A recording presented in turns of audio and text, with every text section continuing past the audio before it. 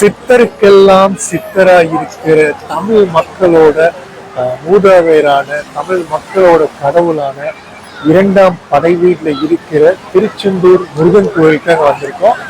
மிக மிக அற்புதமான கோயில். ஆயிரக்கணக்கான பக்தர்கள் வந்துட்டே இருக்காங்க. இந்த வீடியோல நம்ம திருச்செந்தூர் முருகன் கோயிலோட கும்பாபிஷேகம், இந்த கோயிலை பத்தின பல சிறப்புகளை பார்க்க போறோம். கோயிலை பாருங்க. சரி வாங்க வீடியோக்குள்ள போவோம். இது வரைக்கும் சேனல் சப்ஸ்கிரைப் பண்ணுங்க, சப்ஸ்கிரைப் பண்ணி சப்போர்ட் பண்ணுங்க.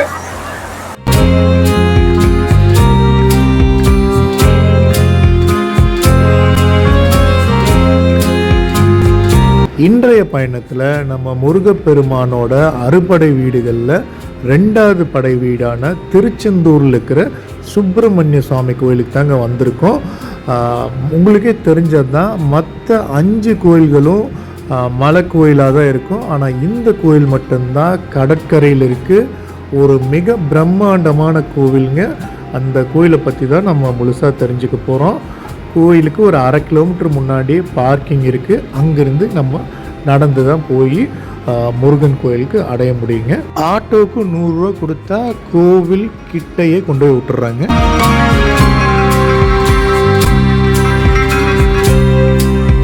முருகப்பெருமானுக்கு தமிழ்நாட்டில் பல தலங்கள் இருந்தாலுமே குறிப்பிட்ட 6 தலங்களை தான் படை வீடாக கருதி நம்ம வழிபடுறோங்க. போர் புரிய செல்கிற தளபதி தன்னோட படைகளோட தங்கிக்கிற இடத்த தான் படை வீடு அப்படின்னு சொல்லி சொல்கிறோம். அந்த வகையில் சூரபத்மனை வதம் செய்ய போகிற முருகப்பெருமான் தன்னோட படைகளோட தங்கி இருந்த தலம் திருச்செந்தூர் மட்டும்தாங்க. ஆனாலும் மற்ற 5 தலங்களையும் சேர்த்து அறுபடை வீடுங்கிற மாதிரி தான் சொல்கிறோம். அவ்வளவு அற்புதமான அந்த திருச்செந்தூர் முருகன் கோவிலுக்கு முன்னாடி தான் இருக்கிறோம். பல வேலைகள் இங்கே நடந்துகிட்ருக்கு. அதையுமே நீங்கள் பார்க்க முடியும். வாங்க என்னென்னலாம் இப்போ நடந்துகிட்ருக்கு, இந்த கோவிலில் நம்ம கும்பிடுற வழிமுறை, இந்த கோவிலோட சிறப்புகள் அப்படிங்கிற பல விஷயங்களை இந்த வீடியோ வழியாக நம்ம பார்க்க போகிறோம்.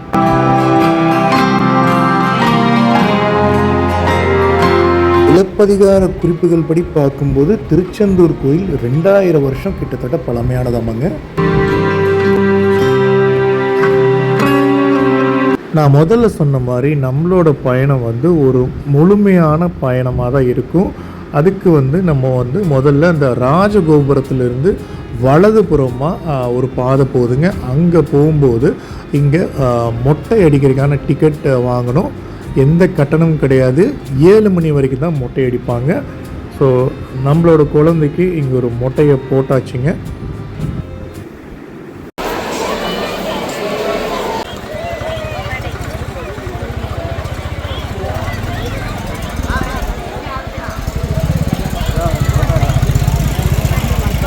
மொட்டையை போட்டதுக்கப்புறமா நம்ம அங்கேருந்து அப்படியே கொஞ்சம் தூரம் நடந்தோம்னா நமக்கு இந்த அற்புதமான வங்காள விரிகுடா கடல் எவ்வளவு விரிவாக இருக்குது பாருங்கள். கடலை நோக்கி தான் போகிறோம். கடலில் போய் நம்ம ஒரு சின்ன குழியில் போட போகிறோங்க. எவ்வளவு மக்கள் அதிகாலையில் இருக்கிறது நீங்கள் பார்க்க முடியுது பாருங்கள். அதுவும் நாங்கள் ஒரு ஞாயிற்றுக்கிழமை போயிருந்தோம். அவ்வளோ கூட்டமாக இருக்குங்க. வார நாட்களில் போனீங்கன்னா இந்த பக்தர்கள் கூட்டத்தை ஓரளவுக்கு நீங்கள் சமாளிக்கலாம். பக்தர்களுக்கு ஒரு சின்ன வேண்டுதல், துணிகளை கலட்டி கடலில் போடாதீங்க. சூரபத்மனோட போர் முடிஞ்சோன்னையும் எல்லாத்துக்கும் தாகம் ஏற்பட முருகர் தன்னோட வேலால் கிணறை ஒன்றை உருவாக்கியிருக்கிறாருங்க. அந்த கிணறு தான் நாளிக்கிணறுங்கிறாங்க. இந்த நாளிக்கிணறில் நம்ம கடலில் குளித்ததுக்கப்புறமா இந்த நாளிக்கிணறில் போய் குளிக்கணும். இதை கந்த புஷ்கரணி அப்படிங்கிற மாதிரியுமே சொல்கிறாங்க. உப்புத்தன்மை இல்லாத நீர் இந்த இடத்துல இருக்குது. நாளிக்கிணறில் குளித்ததுக்கப்புறம் முருகப்பெருமானை தரிசிக்கிறது தான் வழக்குங்க. ஆனால் நம்ம என்ன பண்ணுறோன்னா, அதுக்கு முன்னாடி நம்ம அந்த நீண்ட கடற்கரையில் அப்படியே கொஞ்சம் தூரம் நடந்து போகும்போது மூவருக்கான சமாதி கோவில் இந்த இடத்துல இருக்குங்க.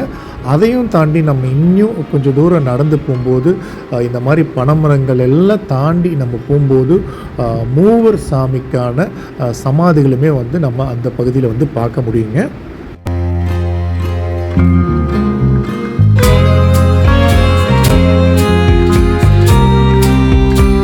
இந்த காவி நிற வளாகத்தில் வந்து ஐயா வைகுண்டரோட கோவிலும் அதுக்கு பக்கத்துலேயே வந்து அன்னதானமே நம்ம நடந்துட்டுருக்கிறத பார்க்க முடியுதுங்க. இந்த பகுதியிலலாம் பார்த்திங்கன்னா உங்களுக்கு கடற்கரை வந்து ரொம்ப கூட்டம் இல்லாமல் ரொம்ப ஆத்மாத்மா இருக்கிறத கூட நம்ம பார்த்து ரசிக்க முடியுது.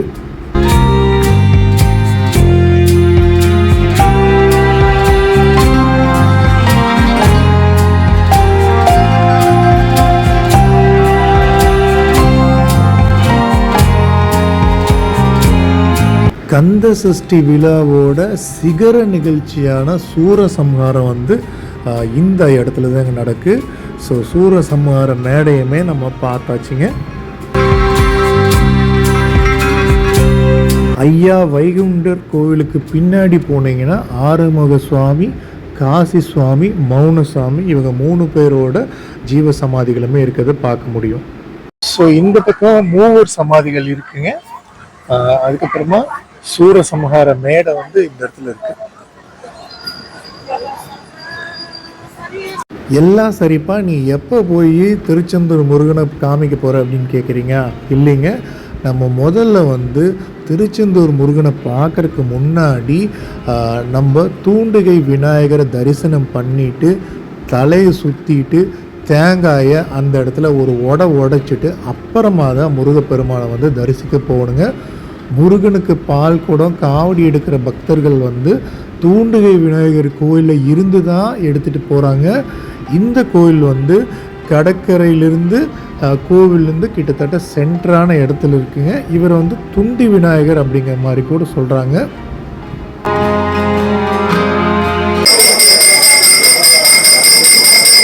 திருச்செந்தூர் முருகனை பார்க்கறதுக்கு முன்னாடி இந்த தூண்டி விநாயகரை கும்பிட்டு அப்புறமா தான் போகணுங்க.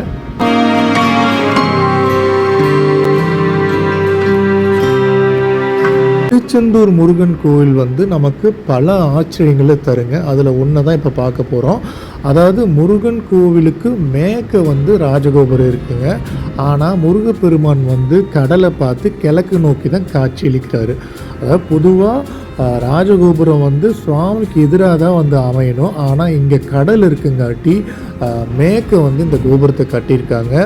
முருகன் மூலஸ்தான பீடத்தை விட இந்த கோபுரத்தோட வாசல் வந்து உயரமாக இருக்கிறங்காட்டி எப்போதுமே வந்து அதை வந்து அடைச்சே தான் வச்சுருக்காங்க. கந்த சஷ்டி விழாவில் முருகன் திருக்கல்யாணத்தின் போது தான் நள்ளிரவில் ஒரு நாள் மட்டும் இந்த வாசலை திறக்கிறாங்க. அந்த வேளையில் தான் பக்தர்கள் அது வழியாக போக முடியும்.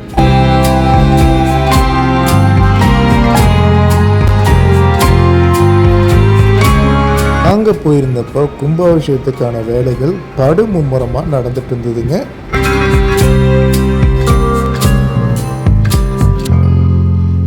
முருகர் கோவில்களில் கந்த சஷ்டி விழா வந்து 6 நாட்கள் தான் நடக்குங்க. சில தலங்களில் சஷ்டிக்கு அடுத்த நாள் வந்து முருகன் திருக்கல்யாணம் சேர்த்து 7 நாள் நடத்துவாங்க. ஆனால் திருச்செந்தூரில் மட்டும்தான் கந்த சஷ்டி விழா வந்து 12 நாளைக்கு கொண்டாடுறாங்க. முதல் 6 நாள் வந்து சஷ்டி விரதம், சூரசம்ஹாரம், 7ஆம் நாள்லேருந்து முருகன் தெய்வானை திருக்கல்யாணம், அடுத்த 5 நாள் வந்து சுவாமி திருக்கல்யாண கோலத்தில் ஊஞ்சல் சேவை அப்படிங்கிற பல விஷயங்கள் வந்து இங்கே நடக்குதுங்க.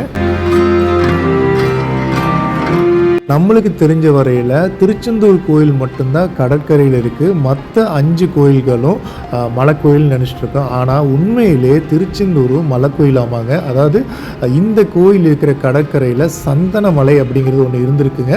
அது வந்து காலப்போக்கில் அந்த மலை வந்து மறைஞ்சு போயிடுது.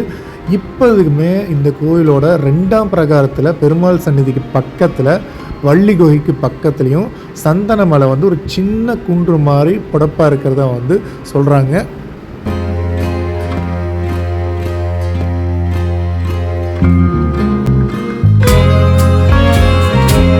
கந்த சஷ்டி விழாவை நம்ம ஏன் கொண்டாடுறோம் அப்படின்னு பார்க்குறதுக்கு சூரபத்மனோட வதம் தவிர்த்து வேறு சில காரணங்களும் இருக்கிறதா சொல்கிறாங்க.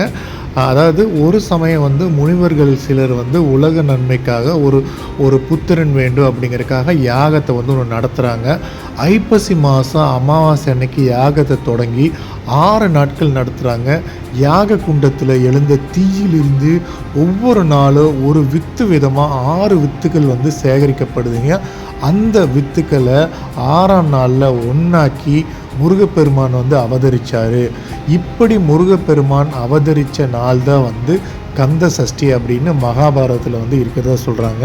அதே மாதிரி கந்த புராணத்தில் கச்சியப்ப சிவாச்சாரியர் வந்து தேவர்கள் அசுரர்களை எதிர்க்கிற மாதிரி வல்லமை பெறறதுக்கும் அவரோட அருள் வேண்டியும் ஐப்பசி மாதம் வளர்வரையிலிருந்து 6 நாட்கள் வந்து கும்பத்தில் முருகனை எழுந்தருளை செஞ்சு நோன்பு இருந்திருக்காங்க. முருகனும் அவங்களுக்கு அருள் செஞ்சுருக்காரு. இதை வந்து நினைவுறுத்துகிற வரமாக தான் ஐப்பசி அமாவாசையை அடுத்த வந்து கந்த சஷ்டியை கொண்டாடுறதா வந்து சொல்கிறாங்க.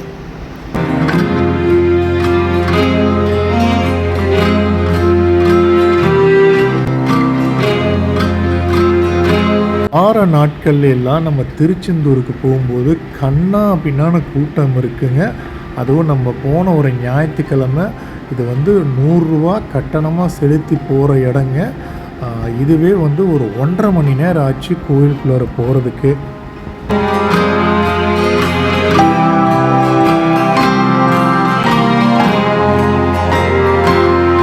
திருச்செந்தூரில் முருகர் வந்து ஞான குருவாக வந்து நமக்கு அருள் தராருங்க. அசுரர்களை அழிக்கிறதுக்கு முன்னாடி குரு பகவான் முருகனுக்கு அசுரர்கள் பற்றின வரலாறை இந்த தலத்தில் தான் வந்து சொல்லியிருக்காரு. அதனால் இந்த தலத்தை வந்து குருதலமாக வந்து சொல்கிறாங்க. அதே மாதிரி அறிவு ஞானத்துக்கு மூர்த்தியாக வந்து இவர் இருக்கிறங்காட்டி இவரை ஞானஸ்கந்த மூர்த்தி அப்படிங்கிற மாதிரி சொல்கிறாங்க. நீங்கள் வழக்கமாக பார்த்தீங்கன்னா கையில் அக்னி உடுக்கையோட காட்சி தர தட்சிணாமூர்த்தி இந்த கோயிலில் மான் மலுவோட காட்சி தராரு. குரு பயிற்சி அன்னைக்கு திருச்செந்தூர் முருகனை வணங்குனா குருவினால் உண்டாகிற தீய பலன்கள் குறையுங்க.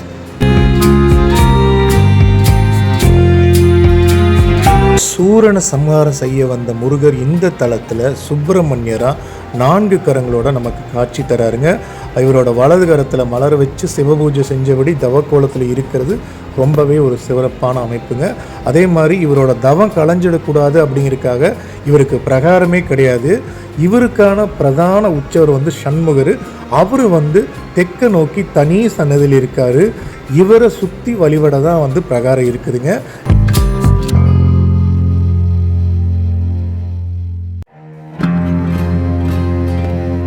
பொதுவாக பார்த்திங்கன்னா கோயில்களில் ஒரு சாமிக்கு ஒரு உற்சவர் சிலை மட்டும்தான் இருக்கும். ஆனால் திருச்செந்தூர் கோவிலில் தான் 4 உற்சவர் சிலை இருக்குங்க. சண்முகர், ஜெயந்திநாதர், குமரவிடங்கர், அளவாய் பெருமாள் அப்படின்னு 4 உற்சவர்கள் இருக்காங்க. இவங்க எல்லாத்துக்குமே தனித்தனியாக சன்னதிகள் இருக்குது. இவங்களில் குமரவிடங்கரை வந்து மாப்பிள்ளை சுவாமி அப்படிங்கிற மாதிரி சொல்கிறாங்க.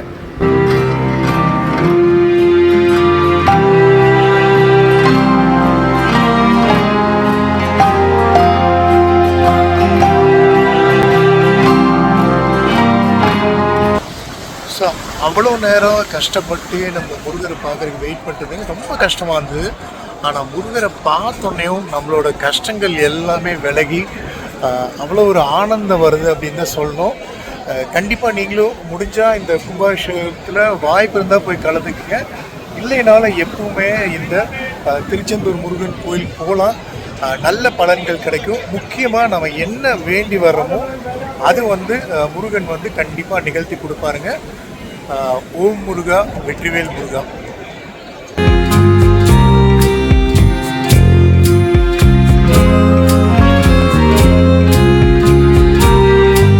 இந்த கோயிலோட இன்னொரு சிறப்பு பார்த்தீங்கன்னா இங்கே இருக்கிற முருகரை மும்மூர்த்தி முருகன் அப்படிங்கிற மாதிரி சொல்கிறாங்க. ஏன்னு கேட்டிங்கன்னா முருகப்பெருமான் சிவபெருமானோட அம்சமாக அவதரித்தவர். அவர் வந்து ஓம் அப்படிங்கிற பிரணவ மந்திரத்தோட பொருளை தன்னோட தந்தைக்கே குருவாக இருந்து உபதேசிச்சிருக்காரு. அதே மந்திரத்தோட பொருளை தெரியாத பிரம்மாவை சிறையில் வச்சு அடைச்சிருக்காரு.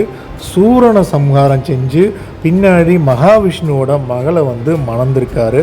மாமனான மகாவிஷ்ணுவோட பாசத்துக்கு வந்து கட்டுப்பட்டவருங்க. இப்படி முருகர் வந்து மும்மூர்த்திகளாக இந்த திருச்செந்தூர் முருகன் கோவிலில் வந்து திகழ்கிறாருங்க.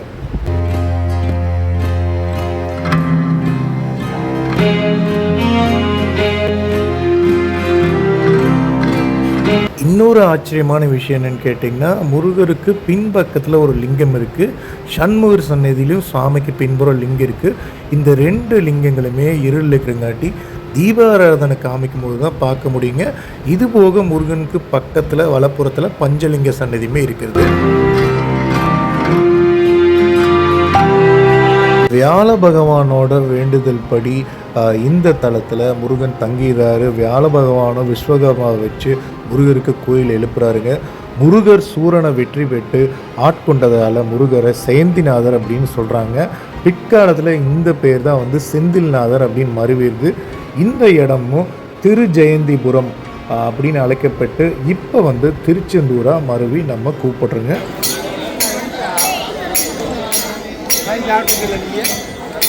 நம்ம வேண்டுதல் படியே துலாபாரத்தில் நம்ம நினச்ச பொருளும் வந்து முருகப்பெருமானுக்கு நம்ம சேர்ப்பித்தாச்சுங்க.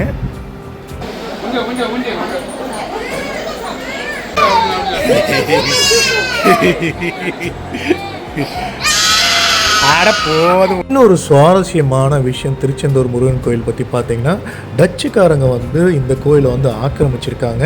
அவங்க காலி பண்ணிட்டு போகும்போது முருகர் சிலையை வந்து எடுத்துகிட்டு போயிடுறாங்க. அப்படி கடலில் எடுத்துகிட்டு போகும்போது பெரிய சீற்று வருது. அதனால் அவங்க தொடர்ந்து பயணிக்க முடியல. அப்புறம் அவங்க தன்னோட தப்பை உணர்ந்து இந்த கடல்லையே வந்து அந்த சிலைகளெல்லாம் வீசிடுறாங்க. அதுக்கப்புறமா வந்து முருக பக்தரான வடமலையப்பர் அப்படிங்கிறவரோட கனவுல வந்து முருகன் தோன்றி, நான் வந்து கடலில் இந்த இடத்துல இருக்கேன், ஒரு எலுமிச்சம்பழம் இருக்கும், அந்த இடத்துல சிலை இருக்குது அப்படின்னு சொல்லி மறைஞ்சிடுறாரு. அதுக்கப்புறம் அவரும் சில பேர் அந்த இடத்துக்கு போய் அந்த சிலையை மறுபடியும் கோயிலில் கொண்டு வந்து பிரதிஷ்டை செய்கிறாங்க. 1648ஆம் ஆண்டு தான் வந்து இந்த சம்பவம் நடந்திருக்குங்க.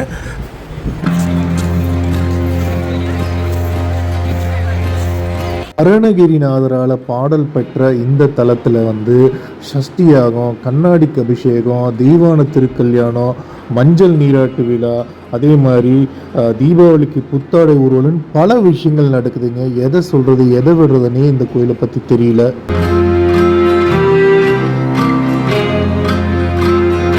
பல அற்புதங்கள் நிறைஞ்ச திருச்செந்தூர் முருகன் கோவிலோட கும்பாபிஷேகம் ஜூலை மாதம் 7ஆம் தேதி 2025 காலையில் 6:15 6:50 நடக்குதுங்க. வாய்ப்பு இருக்கிறவங்க கலந்து கொள்ளுங்கள். வீடியோ பிடிச்சிருந்தா சேனல் சப்ஸ்கிரைப் பண்ணி என்னோடய மற்ற வீடியோஸ் பாருங்கள். நன்றி.